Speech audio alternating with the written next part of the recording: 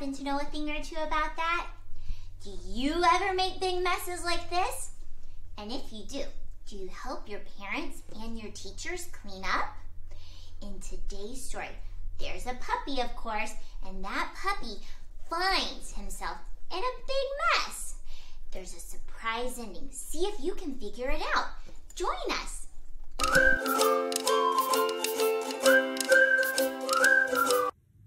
Puppy Love by Mrs. A and Briar 2, videoed by Josh. There was a puppy named Skippy who loved his owner Laurel very much. He followed Laurel everywhere she went, and he was a very helpful pup. Skippy helped with the laundry, cooking dinner, and vacuuming the floors. Everywhere Laurel went, you were sure to find Skippy close behind. Even when Laurel left the house to go to school, Skippy waited eagerly at the window for her return. Laurel and Skippy were the best of friends, and recently they had found a new hobby. They spent the afternoons doing arts and crafts together. Well, maybe not quite together. Skippy just knew that Laurel was creating masterpieces of flowers, fruit, and people. Some were even quite abstract. Skippy loved art time with his owner, but sometimes he got impatient. When Laurel was working on an art piece, she could lose track of time. Skippy would try to remind his owner of the time, but nothing seemed to work. That's when Skippy got an idea, a very clever, dare I say crafty idea. Laurel came home from school the next day and found that Skippy had pulled out all her socks.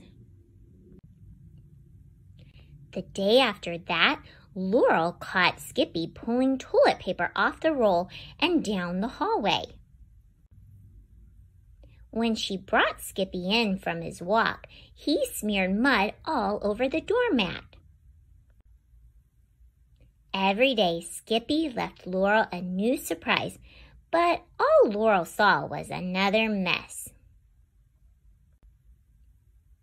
Until one day, Skippy got his owner's attention. Laurel walked out of her room to perhaps the biggest mess of all. She started to yell, "Skippy!" But just as she opened her mouth, she saw it. It wasn't a mess at all. In fact, it was Skippy's greatest masterpiece. Laurel finally got the bigger picture. It had been right under her nose all along. Yes, her new hobby had been a lot of fun, but now it would be even more fun with her best friend. Picture perfect.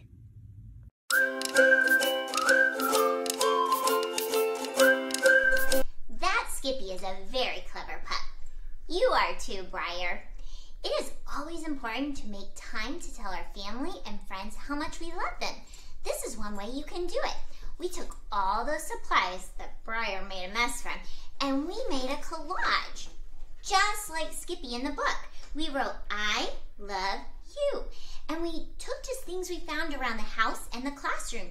You can do that too. Make sure, though, to ask your parents and your teacher before you start gluing things on. Now, it's your turn to try.